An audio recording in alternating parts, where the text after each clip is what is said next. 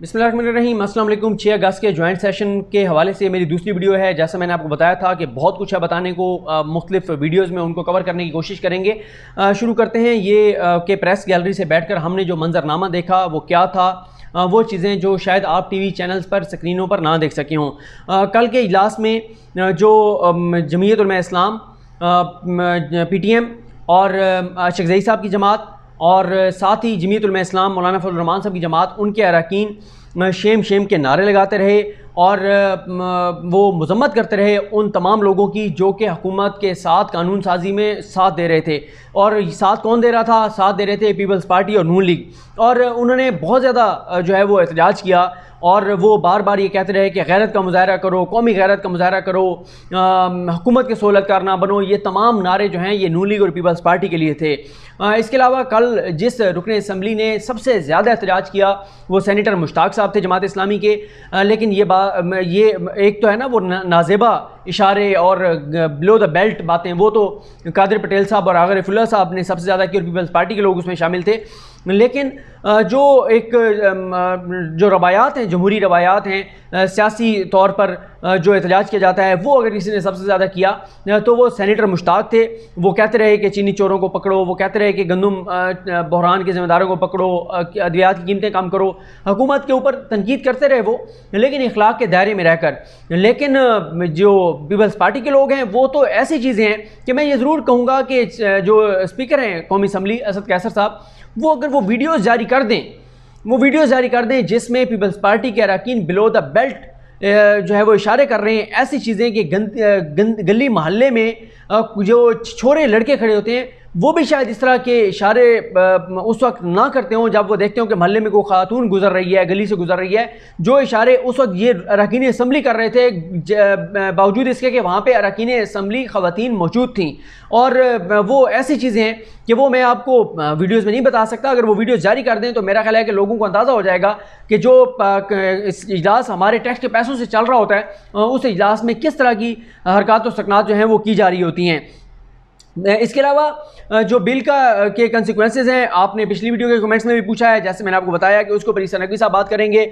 एक लंबा ये पलंदा है, बहुत लंबी इसकी तफसीलात हैं और ये बहुत तबाहकुन नताइज लाएगा अपोजिशन के लोगों के लिए भी और हुकूमत के अंदर भी। जो लोग ऐसे लोग बैठे हैं जिन्होंने बाहर असास और जायदादें बनाई हुई हैं, जिन्होंने अपने बीवी बच्चों को बाहर रखा हुआ है, यहाँ से पैसा लूट कर बाहर भिजवाया जाता है। तो इस हवाले से जो है वो ईसा नकवी साहब आज जो है वो वीडियो करेंगे इन तमाम जो है वो तफसीलात पे। फिर उसके बाद ज़ाहिर है हम उस पर अपना एनालिसिस जो है वो जारी रखेंगे। बिलावल साहब और शहबाज शरीफ साहब की बात में बड़ा तजाद जो है वो सामने आया।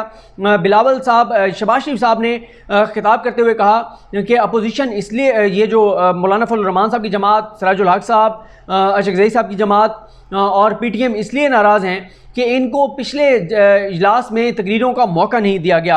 हालांकि ये शहबाज शरीफ साहब ने गलत बयानी की है, ये शहबाज शरीफ साहब ने झूठ बोला है और शहबाज शरीफ साहब ने अब ये इन जमातों को जो ज़ख्म लगाए हैं, जो गहरे ज़ख्म लगाए हैं अपनी उससे आप ये कहें कि जो कमिटमेंट्स तोड़कर उनके साथ वादा खिलाफी करके, तो शहबाज शरीफ साहब ने ये सारा मलबा स्पीकर पर बड़ी कमाल महारत से डालने की कोशिश की कि क्योंकि स्पीकर साहब आपने इनको पिछले इजलास में तकरीरें नहीं करने दी तो इसलिए ये नाराज़ हैं। हालांकि बिलावल ने आकर दुरुस्त बात की। बिलावल ने कहा कि ये इसलिए नाराज़ हैं कि हमने कानून साजी के मामले पे इनको उस तरह से जो है वो एतमाद में नहीं लिया और कानून साजी के मामले पर जो इनकी तजावीज़ थी वो नहीं ली गई, इसलिए नाराज़ हैं।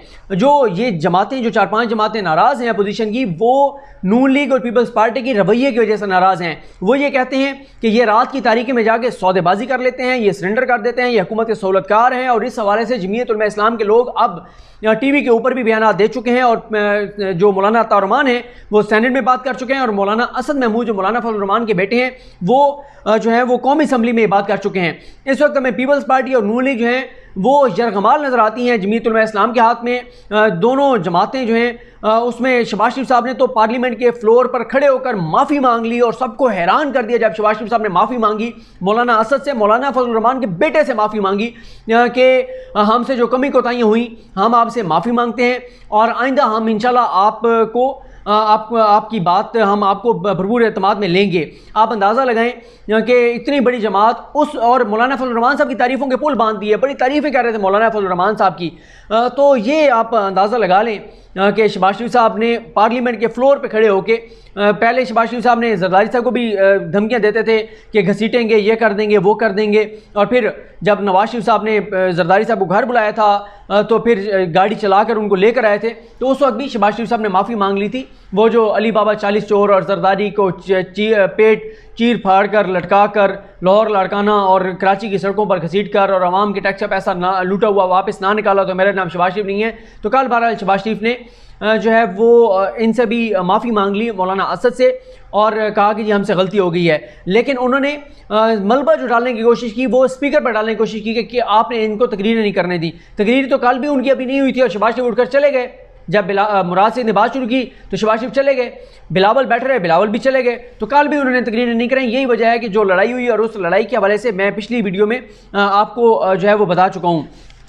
इसके अलावा मैं जल्दी कुछ और चीज़ें आपको बता दूं। ये बता दूं आपको कि जब नमाज का टाइम हुआ, मगरिब की अजान हुई, अजान के वक्त कार्रवाई रुकी, अजान के बाद कार्रवाई दोबारा शुरू हो गई। अजान हुई मेरे ख्याल 7:05 से 10 मिनट के दरमियान हुई, लेकिन जो वक्फ़ा किया गया वो 7:50 पर किया गया।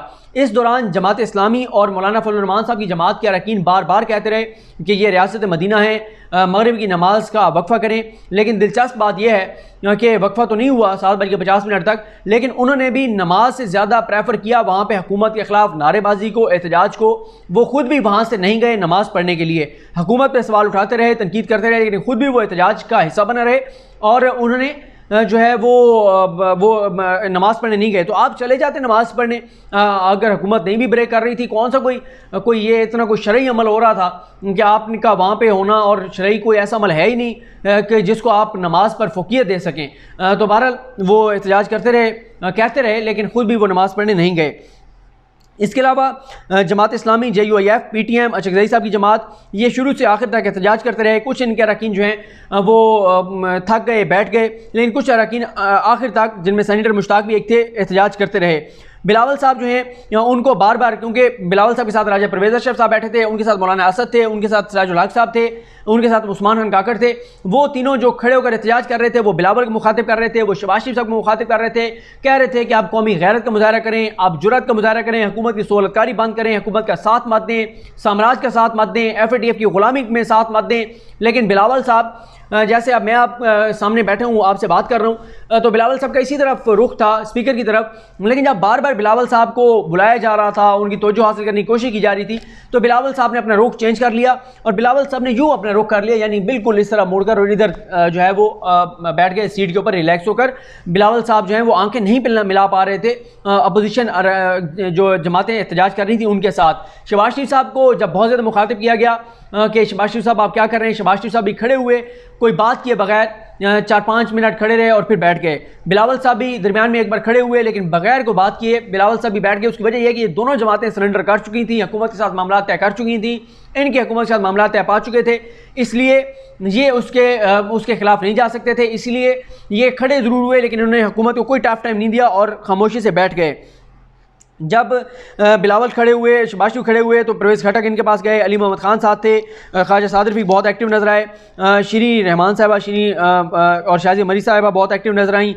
इसके अलावा रहमान मलिक साहब बड़ी दिलचस्प सूरत हाल थी, वो चक्कर लगाते रहे, देखते रहे मुख्तलिफ लोगों के चेहरे, और ऐसा लगता था कि वो जो उनकी चेहरे की मुस्कुराहट थी वो ऐसी थी कि वो खुश हो रहे हों देख के अपोजिशन की बेबसी कि ये हुकूमत के सामने सरेंडर कर दिए, हुकूमत का साथ दे रहे हैं। उसकी वजह यह है कि रहमान मलिक साहब की कुछ दिन पहले army chief general Qamar Javed Bajwa साहब के साथ मुलाकात हुई, तो उसको पीपल्स पार्टी के लोगों ने भी बहुत उस पर सवाल उठाए कि ये क्यों आर्मी चीफ से मिलने गए हैं। तो रहमान मलिक साहब उनकी जो मुस्कुराहट थी, उनके चेहरे के ऊपर जो तासुरात थे, वो ये बता रहे थे कि वो अपोजिशन से पूछ रहे हैं कि हुण दसो, अपना बताओ ना, मुझे तो बड़ा कह रहे थे कि मैं जाके आर्मी चीफ से मिलने चला गया हूँ, तो आप बताओ ना, आप क्यों हुकूमत का साथ दे रहे हो, क्यों इनके साथ कानून साजी में साथ दे रहे हो।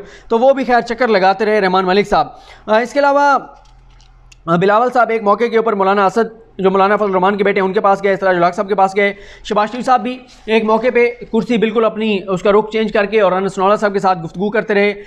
इसके अलावा गफूर हैदरी साहब एक बार शहबाज शरीफ साहब के पास आए, राजा ज़फ़रुल हक साहब साथ थे, वो तो शहबाज शरीफ साहब के साथ बैठे थे। और इसके अलावा जो बिलावल साहब हैं उनके पास बहुत बार अरकान जाते रहे, जिनमें रज़ा रबानी साहब थे, श्री रहमान साहबा थी, राजा परवेज़ अशरफ तो वैसे उनके साथ बैठे थे।